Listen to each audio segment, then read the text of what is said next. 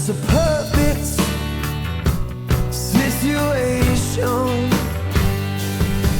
Hello, this is Liz. Welcome to my little urban homestead.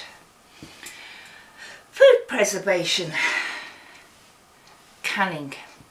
Now there are a couple of methods to do when canning, which is basically having things shelf stable so they can go on shelves. They don't need anything else doing to them. They don't need putting in the freezer, so you're running the electric to keep the freezer going.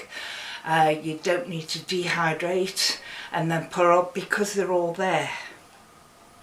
To start off with, there is water bath canning, but there's also steam bath canning. Now I haven't got a steam bath and a steam bath canner, a steam canner, whichever it is.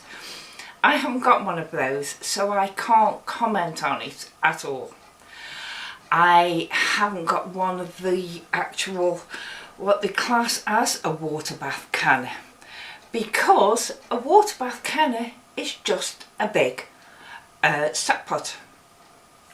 So the majority of times, if I've only got 4 or 5 jars to do, whoops, there, I will use this pot. It's got a glass lid so I can see through it that it's boiling away nicely. Now, in it, I've got 2 things that help stop my jars from cracking, but you don't have to have them. I'll tell you another way around it. This is basically what you want. If I'm doing more than 4 or 5 jars, then I have got this big pot that I can use. So when I'm water bathing the apples from my tree, I use this one. Or otherwise I'm going to be doing a few loads in this. Right, as I say, water bath canning. Pineapples are one of the things that you can water bath can, same as apples as I've just mentioned. And when you put your water on to boil, you need something in the bottom for your jars to sit on, so they aren't sitting directly on this metal which is directly on the heat. So it's to protect your jars. So, several things. Years ago I bought this little metal trivet, and that fits in the bottom, and I can actually stack 4 pint jars or half pint jars together in there. Got some empty jars here.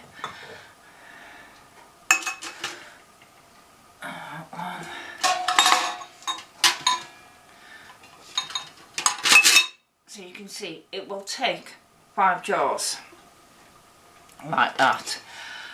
You have to remember that at least an inch of boiling water must be over the top of those jars.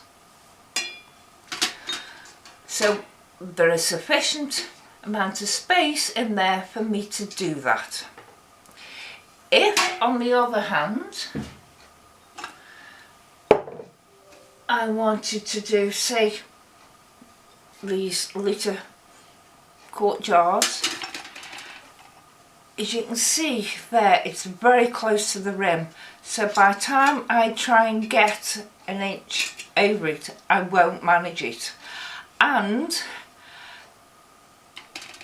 it's all going to bubble over the water onto my stove anyway. So I also don't use this, even if I've only got 4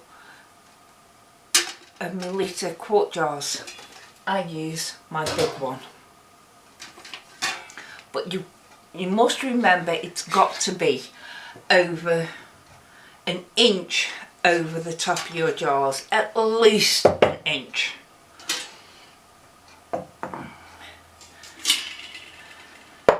Now that's one way. this little treat.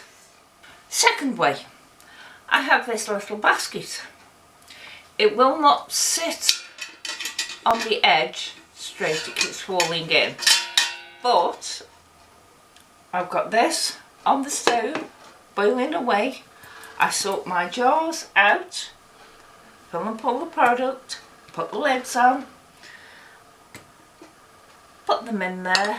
I can only get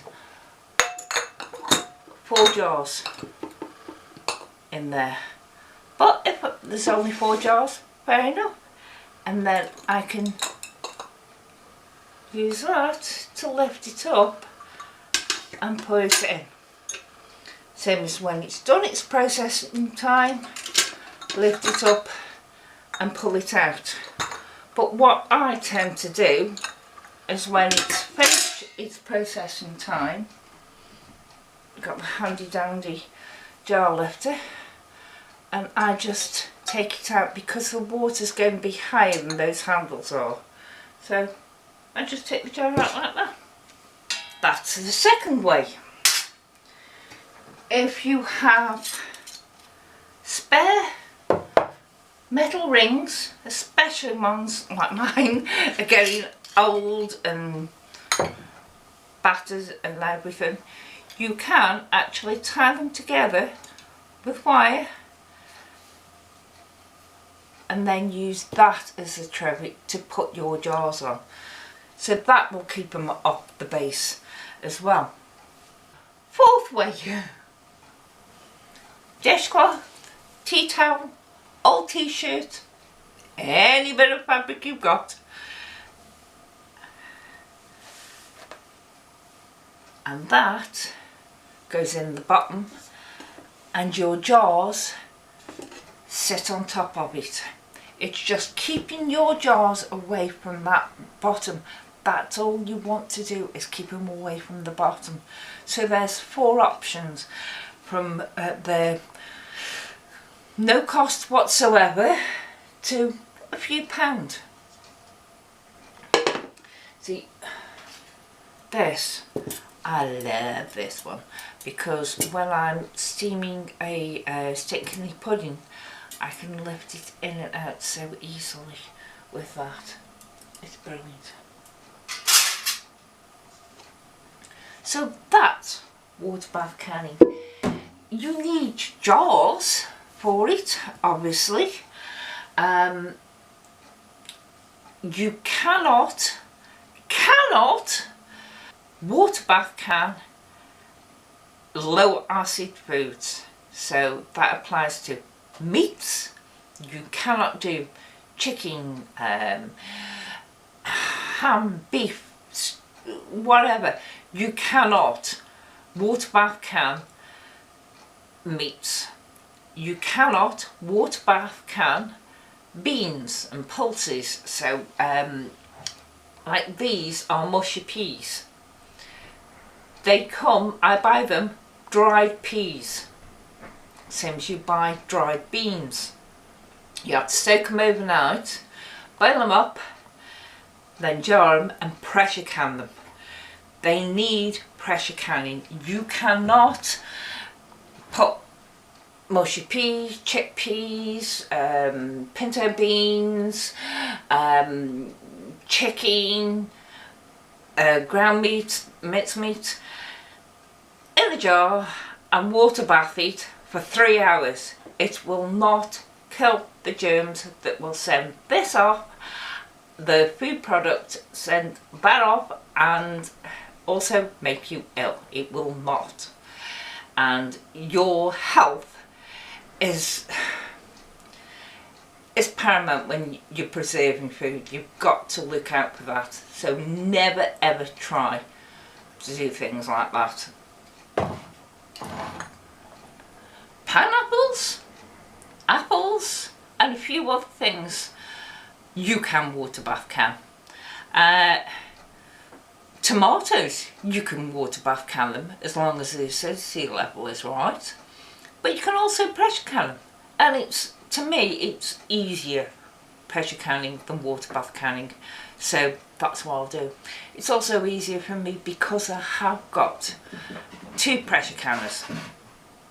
If you have none, then you are limited. You cannot do beans, dried beans, peas, meats, any low acid food. You cannot water bath can. Thank you. Bye.